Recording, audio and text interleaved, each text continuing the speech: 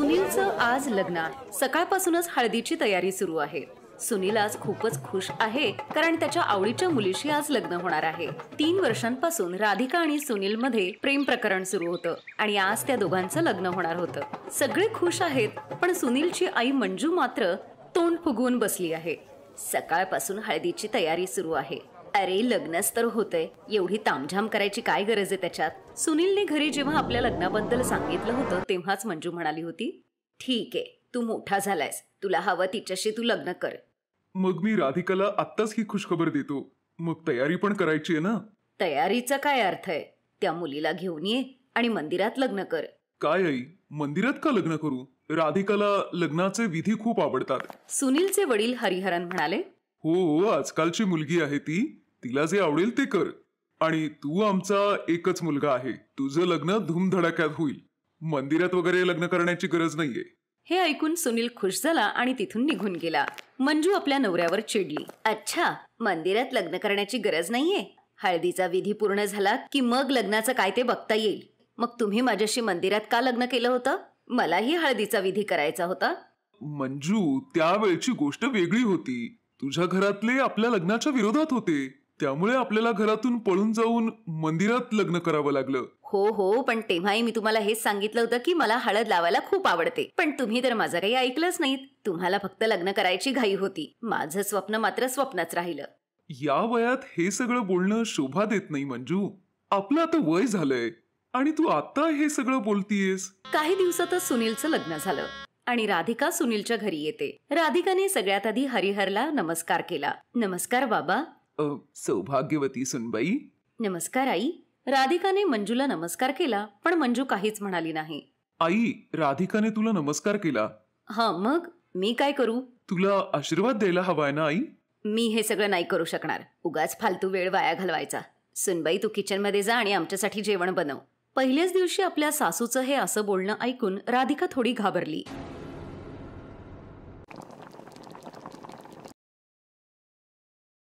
तुम्ही सगळे खाऊन घ्या. सुनील आणि हरिहरने शिऱ्याचं खूपच कौतुक केलं. अरे वा सुनबाई, खूपच स्वादिष्ट बनवलायस तू शिरा. हो राधिका, तुझ्या हातात तर जादू आहे, जादू. पण मंजू यावर काहीच बोलली नाही. ती गप्प बसलेली बघून राधिकाने विचारलं, काय झालं आई? तुम्ही काही बोलला नाहीत? तुम्हाला शिरा आवडला नाही का? नाही, एवढा काही खास नाहीये. याच्यापेक्षा चांगला शिरा तर मी बनवते. हा शिरा जरा जास्तच गोड झालाय. असं बोलून मंजू अर्ध्या ताटावरून तशीच उठली. अगं मंजू, कुठे चाललीयेस? मसणात चाललीये. जायचंय तुम्हाला? मंजू तिथून गेली. राधिकाला खूप वाईट वाटलं. त्या दिवशी मंजू राधिका बरोबर खूप वाईट वागली. रात्री राधिका आपल्या नवऱ्याकडे जाऊन रडू लागली. आई, माझ्या बरोबर अशा का वागतायत सुनील? मला प्रत्येक गोष्टीत ओरडतात. असं का करतायत? माहित नाही राधिका, आई अशी नव्हती, पण आपल्या लग्नाचं ऐकल्यानंतर आई असं का करतीये माहित नाही. राधिकाला काही समजत नव्हतं. रोज तिची सासू तिला अशीच टोमणे मारायची आणि दरवेळी तिला हळदीच्या विधीवरून ऐकवायची. हळदीचा समारंभ तर अगदी छान केलास, पण हळद स्वयंपाकात किती घालायची ही अक्कल मात्र नाहीये. मेघना, श्यामलाल आणि सुजाता यांची एकुलती एक मुलगी होती. मेघनाच्या वडिलांचं एक पुस्तकाचं दुकान होतं. मेघना आपलं शिक्षण संपवून आता वडिलांबरोबरच दुकानात बसायची.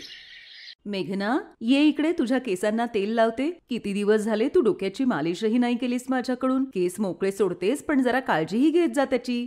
अगं, तू आहेस की माझ्या केसांची काळजी घ्यायला, मग मला काय टेन्शन? अच्छा, सासरी गेल्यावर सगळं काम तुझं तुलाच करावं लागेल. मी तिकडे पण तुलाच घेऊन जाईन. दुसऱ्या दिवशी सकाळी श्यामलाल दुकानातली पुस्तकं आणि स्टेशनरी आणायला मोठ्या बाजारात जातात आणि मेघना दुकानात जाते. एक्सक्यूज मी, मला एक फाईल मिळेल का? मोठी ऑफिसची फाईल हवीये. हो, ही 60 रुपयाला आहे आणि ही 80 रुपयाला आहे. ही 80 रुपयेवाली द्या. हे असे पेपर नाही लागणार याला. 1 मिनिट, मी तुम्हाला पेपर पंचिंग मशीन देते. थँक्यू व्हेरी मच तुमच्या मदतीबद्दल. नाहीतर आजकाल कोणी मदतही करत नाही. मी राजीव. तुमचं नाव काय? माझं नाव मेघना आहे. हळूहळू मेघना आणि राजीव चांगले मित्र झाले आणि भेटूही लागले. एक दिवस, मेघना, माझ्याशी लग्न करशील? हो राजीव, माझंही तुझ्यावर खूप प्रेम आहे. राजीव आणि मेघना आपापल्या घरी सांगतात आणि मग दोघांचंही लग्न होतं. मेघना आपल्या सासरी येते. राजीवच्या घरी त्याचे आई वडील आणि छोटे बहीण भाऊ होते. रुचा, तुझ्या वहिनीला तिची खोली दाखव बरं. ओ अच्छा, बरं ठीक आहे, मी आता लगेच येतो, निघतोच आहे मी. राजीव, अरे आत्ता कुठं चाललायस तू? अरे, आजच तर तुझं लग्न झालंय. सुनबाईला असं एकटीला ठेवून जाणं बरं दिसतं का? अगं आई, ऑफिसमध्ये काही कामगार संपाची मागणी करतायत, त्यामुळे बॉसने मला अर्जंट बोलवलंय. नोकरी म्हटल्यावर हे करायलाच लागणार ना आई. मला ऑफिसला जावं लागेल. मी मेघनाला सांगतो, ती समजून घेईल, तशी ती समजूतदार आहे. मेघना, मला थोड्या वेळासाठी ऑफिसला जावं लागेल. कामगार लोक त्यांच्या मागणीसाठी तोडफोड करून संपावर जात आहेत. हा प्रॉब्लेम सॉल्व्ह झाला की मी लगेच येतो. मलाही वाईट वाटतंय ग तुला असं एकटीला सोडून जायला. काही हरकत नाही राजीव, आधी काम महत्वाचं. मेघना राजीवला ऑफिसला निघालेला बघून म्हणते, राजीव ऐक ना, प्लीज लवकर ये. हा राजीव ऑफिसला जातो. अगं आई, राजीव दादा कुठे गेलाय? राजीवच्या ऑफिसमध्ये काही कामगारांनी गोंधळ घातलाय, म्हणून त्याला ऑफिसला जावं लागलं.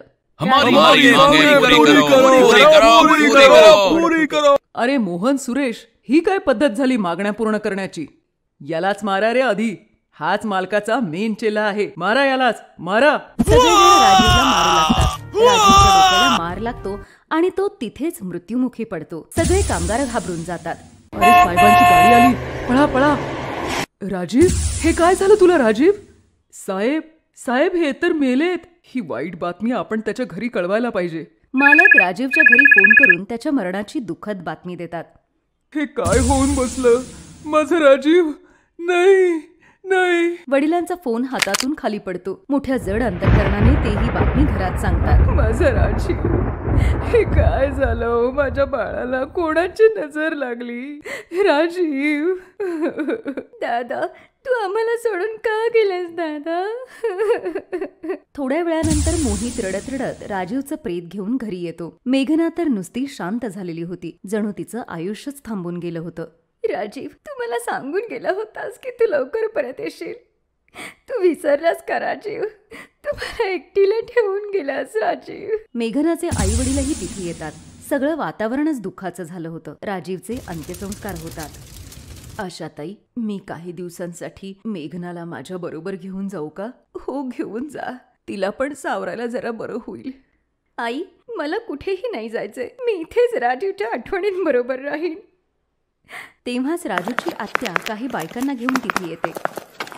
आशा, हे काय होऊन बसलं ग? राजीव एवढ्या लहान वयातच आपल्यातून गेला. आता रीतिरिवाजाने मेघनाला राजीवची विधवा म्हणूनच राहावं लागेल. अहो वंस, पण मला हे सगळं काहीच माहित नाही. म्हणूनच तर या विधवा बायकांना घेऊन आलीये मी. या सगळं मेघनाला समजावून सांगतील. आई, हे सगळं करणं जरुरी आहे का? आई, वहिनी बरोबर हे सगळं काय चाललंय? ही आजकालची मुलं सांगणार का आता आम्हाला रीतिरिवाज? तुम्ही मेघनाला पांढरी साडी नेसवून आणा ग, मग तिचे डोक्यावरचे केस काढूया. आई, हे जरा जास्तच होतंय. दादाच्या जाण्याची एवढी मोठी शिक्षा, यात वहिनीची काय चूक? आशाताई, माझ्या मुलीचे केस नका कापू. माझ्या मुलीला हे सहन होणार नाही. सगळेजण चुपचाप मेघनावर होणारा अन्याय बघत बसले होते. मेघनाला पांढरी साडी बसवून पाटावर बसवलं जातं. नावी मेघनाचे केस कापण्यासाठी वस्त्रा बाहेर काढतो. वंस, हे सगळं करणं गरजेचं आहे का? अहो, हिचं काहीतरी काय? अगं, हिचं नशीबच फुटकं आहे. विधवा योग होता म्हणून आता सगळं आयुष्य विधवा म्हणूनच राहावं लागेल ना. मेघना रडतच राहिली होती. जे घडत होतं ते सगळेजण बघत होते, पण कोणीच काही करत नव्हतं. माझं लेकरू मेघना. वहिनी.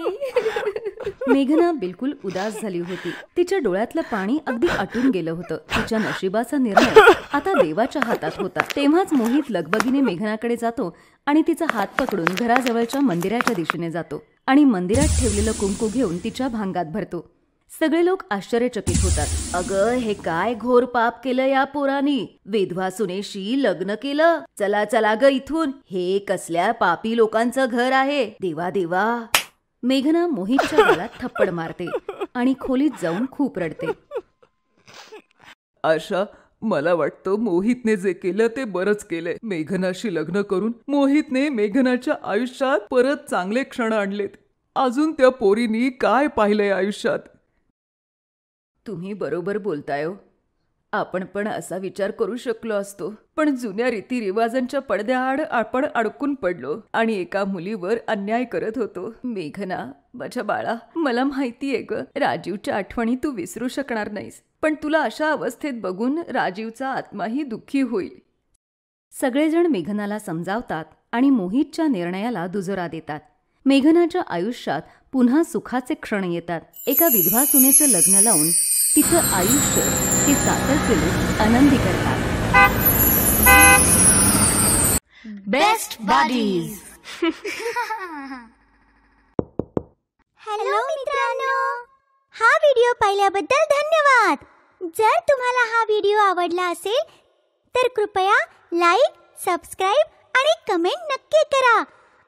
आणि हो, शेअर करायला पण विसरू नका. अजून असेच मजेदार व्हिडिओ पाहण्यासाठी खाली दिलेल्या घंटीला दाबा. बघत रहा बेस्ट बडीज.